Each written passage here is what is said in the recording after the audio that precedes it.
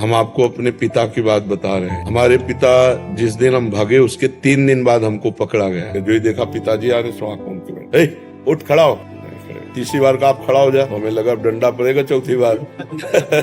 तो खड़े हो गए, बच्चे ही थे। हमका आपसे एक प्रार्थना करें, उनका बताओ, हमका ये जिंदगी भगवान के नाम है, आप चाहे काट डालो, ना घर जाएंगे ना आपकी बात मानेंगे। तो उनका सच्ची, हमका आपसे सच्ची बात करें, घर नहीं जाओगे ना, कभी जिंदगी में ब्याह नहीं करोगे वरना।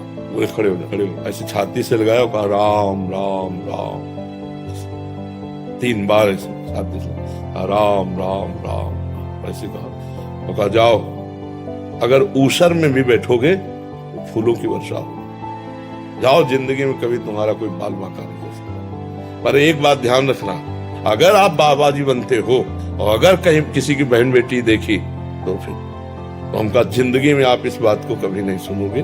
माता पिता का आशीर्वाद भगवान का आशीर्वाद होता है।